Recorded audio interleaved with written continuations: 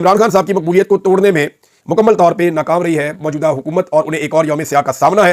ये तहरीक अगर आगे बढ़ती है तो हुकूमत के लिए मुश्किलात बढ़ेंगी। हुकूमत ने एक मरतबा फिर पाकिस्तान तहरीक इंसाफ को मुज़ाकरात की दावत भी दी है। उन्होंने कहा जी आए बैठे मुज़ाकरात करते हैं, और एक तरफ मुज़ाकरात की दावत देते हैं, दूसरी तरफ ख्वाजा आसिफ साहब ताने दे रहे हैं। ख्वाजा आसिफ साहब ने पाकिस्तान तहरीक इंसाफ को ताने दिए कि जी आप पंजाब में निकलते नहीं, सिंध में निकलते नहीं। एक तरफ सारे डेरों के बाहर, सारे दफातर के बाहर पुलिस खड़ी की हुई है, जगह जगह पे नाके लगाए हुए हैं, घरों में छापे मारे जा रहे हैं। पाकिस्तान तहरीक इंसाफ कोई मुसल्लह तंजीम तो है नहीं, ये एक सियासी तंजीम है। इनके लोग निकलेंगे, उन्हें गिरफ्तार किया जाएगा, जेलों में डाल दिया जाएगा, फर्क ही कोई नहीं पड़ता निजाम को। लोगों पे टॉर्चर किया जाता है, आंसू गैस के शेल फेंके जाते हैं। और जो सियासी इजाजतनामा होता है, जो मिलना चाहिए हर पॉलिटिकल पार्टी को कि अगर आप एहतजाज करना चाहते हैं तो आपका एक डेमोक्रेटिक राइट है ना कि आप निकले और निकलकर एहतजाज करें। ये पाकिस्तान के आइन के अंदर आपको इजाजत मिली हुई है। यानी इस वक्त पाकिस्तान तहरीक इंसाफ पूरी दुनिया में एहतजाज कर रही है, बरतानिया में, ऑस्ट्रेलिया में, कनाडा में, अमेरिका में, यूरोप में, यूरोपीय यूनियन के कई ममालिक में, हर जगह एहतजाज कर रही है पाकिस्तान तहरीक इंसाफ। दुनिया के किसी मुल्क में तहरीक इंसाफ को एहतजाज करने से मना नहीं किया गया, लेकिन पाकिस्तान जहां पे धांधली हुई है, जहां पे सबसे जरूरी है कि यहां पे एहतजाज किया जाए, तो इस मुल्क में मना कर दिया गया कि यहां पे आप एहतजाज नहीं कर सकते। यानी पाकिस्तान में होने वाली धांधली पर पाकिस्तान में एहतजाज नहीं हो सकता, बाकी सारी दुनिया में एहतजाज हो सकता है। ये है पाकिस्तान की बदकिस्मती। दुनिया में जमहूरियत है, वो कहते हैं ठीक है जी आपके मुल्क का मसला भी है तो आप यहां पे एहतजाज कर सकते हैं, आपका आईनी और जमहूरी हक है। लेकिन जिस मुल्क के अंदर ये हक छीना गया, लोगों का मैंडेट छीना गया, वहां पे लोग जब निकलते हैं एहतजाज करने के लिए तो वहां पे उन पर सख्ती की जाती है, मुकदमा दर्ज किए जाते हैं। अभी हालिया हमजा पे मजीद 7 मुकदमा दर्ज कर दिए गए हैं। ख्वाजा आसिफ साहब की मैं बात कर रहा था, एक तरफ उन्होंने ताना दिया तो बाद में साहबजादा हामिद रजा साहब ने इस पर जवाब दिया। उन्होंने कहा जी कि आप पॉलिटिकली इजाजत देना हमें, जैसे सारी पॉलिटिकल पार्टी को इजाजत होती है तो हम आपको करके दिखाएं, लोगों को निकाल के दिखाएं। एक तरफ फस्तायत है, जबर है, जुल्म है, लोगों को दबाया हुआ है। अब लोग या तो डंडे लेकर निकले, वो पुलिस पे अगर अटैक करेंगे तो आप दहशतगर्दी को पर्चे देकर उनको अंदर कर देंगे, वो वैसे निकलेंगे आप पकड़ के वैसे अंदर कर देंगे। तो जुल्म और फस्तायत के खिलाफ, गोलियां चलाने के खिलाफ आप क्या चाहते हैं? लोग बाहर निकल के गोलियां खाते रहे। मेरे ख्याल में ये ज्यादती है। पीएमएलएन जब मैदान में निकली है, पीएमएलएन को फ्री हैंड दिया। परवेज मुशर्रफ ने जब डंडा चलाया था ना तो पीएमएलएन के लिए 5-7 बंदे बाहर निकलते थे। मुझे अच्छी तरह याद है, ये फिरोजपुर रोड पे लाहौर में हमने ज़हीम कादरी साहब को मार खाते हुए देखा। तो ज़हीम कादरी साहब को छोड़ छाड़ के सारी पार्टी के लोग भाग गए थे। ये ख्वाजा साद रफीक साहब वगैरह नजर भी नहीं आ रहे थे। पहले एहतजाज की कॉल दी गई थी तो ज़हीम कादरी को बड़ी सोटियां पड़ी वहां पे लाहौर में, और वो जख्मी भी हो गए, उन्हें उठा के भी ले गए, बाद में जेल में भी डाला गया उन्हें। इस तरह और बहुत सारे लोग हैं। लेकिन जब भी पीएमएलएन निकलती ना, ये 20 से ऊपर कभी नहीं होते थे, 15-20 ये एहतजाज चलता था जब डंडा चलता था। वो पाकिस्तान तहरीक इंसाफ की पसली तो फिर भी बहुत मोटी है, सैकड़ों की तादाद में निकलते हैं, हजारों की तादाद में गिरफ्तार भी हो जाते हैं। तो पीएमएलएन ने तो कभी इतना हौसला भी नहीं किया था। ये इस सिलसिले से गुजरे हुए हैं, इन्हें आइडिया है कि जब जुल्म की चक्की चलती है तो ख्वाजा आसिफ तो एक दिन नहीं निकले एहतजाज करने के लिए जब जुल्म की चक्की में पिस रहे थे। ये तो वो लोग हैं जो पाकिस्तान छोड़कर चले गए थे, एहसन इकबाल साहब, ख्वाजा आसिफ साहब और बहुत सारे लोग हैं। ये तो पाकिस्तान में टिके नहीं उस वक्त, इन्होंने तो गिरफ्तारियां देना और ये चीजें बर्दाश्त नहीं की। और बाद में जब ये गिरफ्तार हुए किसी दौर में अपने करप्शन के केसेस या दीगर मामलों की वजह से या सियासी इंतकाम की वजह से, तो इन्हें फुल प्रोटोकॉल वाली गिरफ्तारियां हुई। मैंने देखा ना, हमजा शहबाज साहब उंगली से घुमाते थे पुलिस वालों को, ऐसे उंगली का इशारा करते थे, पुलिस वाले डर जाते थे, पीछे हट जाते थे। क्या आज पाकिस्तान तहरीक इंसाफ का कोई बंदा अपनी उंगली के इशारे से पुलिस वालों को पीछे कर सकता है? नहीं कर सकता, क्योंकि यहां पे और वहां पे फर्क है। जो पीएमएलएन के साथ हो रहा था फुल प्रोटोकॉल के साथ हो रहा था, जो पीटीआई के साथ हो रहा है उसमें एस्टेब्लिशमेंट ने, हुकूमत ने और पूरे निजाम ने उनको पीसने का फैसला कर रखा है। नाज़रीन, आज एक और बड़ी चीज होने जा रही है, लेकिन उससे पहले ख्वाजा आसिफ साहब का एक लतीफा है। ख्वाजा आसिफ साहब ने कहा जी कि मेरे वालिद साहब ने किताब पढ़ी, उन्हें वो किताब दी थी मुमताज दौलताना साहब ने। मेरे वालिद साहब ने किताब पढ़ने के बाद मेरे हवाले की कि जाके मुमताज दौलताना साहब को वापस दिया।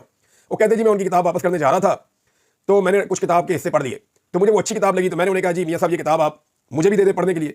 तो मुमताज दौलताना साहब की बात उन्होंने बड़े फख्र से सुनाई। किताब की तकरीबन रुनमाई हो रही है, वहाँ अदबी बात की जाती है, तो आप इनकी अकल का मुवाज़ना करें। वो कहते हैं जी वो मुझे कह रहे हैं कि जो किसी को किताब देता है बच्चू, वो उल्लू का पट्ठा होता है, और जो किताब वापस करता है वो उससे बड़ा उल्लू का पट्ठा होता है। ख्वाजा साहब बताना क्या चाह रहे थे? किताब देने वाला कौन था? मुमताज दौलताना। किताब वापस देने वाला कौन था?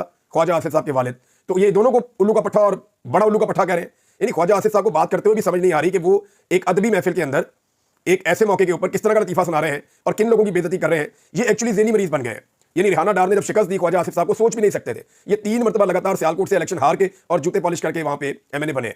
इसी तरह नवाज शरीफ साहब के साथ भी यही हुआ है कि नवाज शरीफ साहब जो है वो लाहौर से इलेक्शन हार गए, जहां से वो हमेशा जीतते थे। अभी लाहौर के उसी हल्के के अंदर सर्वे हुआ है, और वो सर्वे मैं देखकर हैरान रह गया हूं कि उस हल्के के अंदर पीएमएलएन जो है वो 50-50 चलती थी, या अगर बहुत बुरे हालात में हो तो थोड़ा सा डाउन हो जाती थी। लेकिन अभी इस वक्त तो यास्मीन राशिद साहबा जेल में है और नवाज शरीफ साहब का नाम लेने वाला कोई नहीं है। हल्के के अंदर पीएमएलएन का बेड़ा गर्क हो चुका है, और ये नवाज शरीफ साहब का वो हल्का है जिसे ये लोग अपना गढ़ समझते हैं।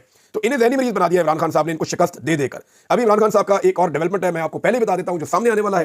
डेवलपमेंट ये है कि इमरान खान साहब ने एक खत लिखा था आर्मी चीफ को, उस खत का कोई मुस्बत जवाब नहीं आया। मैं प्रैक्टिकली आपको बताऊं कि जो ऑफ द रिकॉर्ड उसका जवाब आया पार्टी के पास, वो कोई मुस्बत जवाब नहीं है। तो अब इमरान खान साहब ने एक खत और लिख दिया। ये आज के दिन में ज्यादा इम्कान आते हैं कि इमरान खान साहब का खत दोबारा से खुला खत आर्मी चीफ को पहुंच जाएगा। ऐसा नहीं है कि डाकिया लेकर जाएगा, जाकर आर्मी चीफ साहब को देगा कि सर ये आपके नाम खत है, इमरान खान साहब ने भेजा। ऐसे नहीं होगा, ये ओपन लेटर है, खुला खत है, सारी कौम इसको पढ़ लेगी कि इमरान खान साहब ने पहले आर्मी चीफ को क्या कहा था, उसका जवाब जिस तरह का है। फिर उसके बाद इमरान खान साहब ने दूसरा जो खत लिखा है वो जरा थोड़ा सख्त है, उनके अल्फाज भी सख्त है, उसके अंदर गिला शिकवा भी थोड़ा सख्त है। तो पहले से इसकी इंटेंसिटी ज्यादा है। मुझे इस खत के हवाले से कुछ नुकात पता है और पहले से मिलते जुलते ही है। जो पहले इमरान खान साहब ने बातें की थी वही बातें रिपीट होंगी, लेकिन इस मरतबा खत पहले की तरह ज्यादा नरम नहीं होगा, थोड़ी सी उसकी इंटेंसिटी ज्यादा होगी। और मुझे लगता है कि इमरान खान साहब अब खत लिखते रहा करेंगे आर्मी चीफ को जब तक कि खत का सही तरह जवाब नहीं आ जाता। लेकिन ये तो उनका इस्तेकाक है ना, कोई भी किसी को खत लिख सकता है, जमहूरियत है यहाँ पे। तो इमरान खान साहब आर्मी चीफ को लिखा हुआ दूसरा खत आज के दिन में या तो वो पब्लिक कर देंगे, और अगर आज ना किया तो एक आधे दिन में हो जाएगा। लेकिन मेरी इंफॉर्मेशन के मुताबिक खान साहब का खत तैयार हो गया है, लिखा हुआ भी है, सिर्फ उसे पब्लिक करना बाकी है। तो पहले जो खत लिखा है उसके ऊपर बड़ा रोला पड़ गया, पूरी दुनिया के अंदर रोला पड़ा उसका।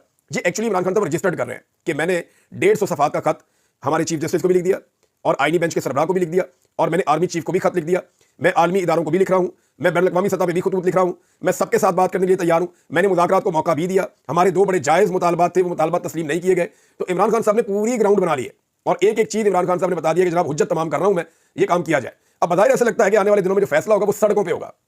ऐसा नहीं लगता कि आप कोई चीज़ तय हो पाएगी दोनों फ्रीकैन के बीच में। उसकी एक वजह है ना, जो मुझे वजह समझ आती है कि इमरान खान साहब मैक्सिमम फ्लेक्सिबल होकर भी जिस पॉइंट तक आए हैं हुकूमत और एस्टेब्लिशमेंट के लिए, वो काफ़ी नहीं है।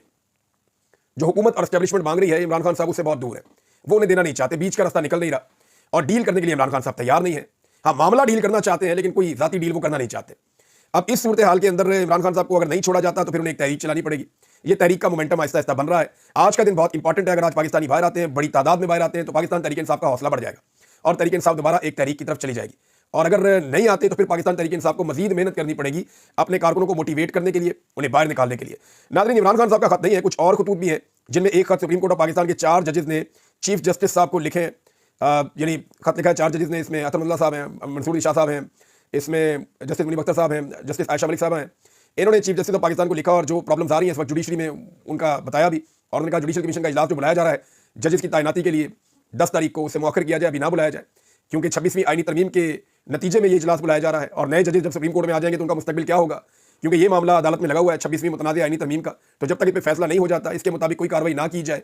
दूसरा, उन्होंने कहा कि एक फुल कोर्ट बनाया जाए। अगर ये आ जाते हैं तो फिर अगर फुल कोर्ट बनेगा तो इनका क्या उसके अंदर हिस्सा होगा, क्योंकि ये तो बेनिफिशियरी है उस 26वीं आईनी तरमीम के। तो एक आईनी मसला पैदा होता चला जा रहा है जिसकी तरफ जजेस ने निशानदेही की है। फिर इस्लामाबाद हाई कोर्ट में जो हुआ उसके ऊपर भी निशानदेही की गई, वहाँ जस्टिस बाबर सत्तार साहब ने भी एक खत लिखा है, और उन्होंने गैर आईनी करार दिया है जो कदम उठाया गया chief justice Islamabad high court की जानिब से सीनियरिटी की जो लिस्ट जारी की गई है उसको लेकर।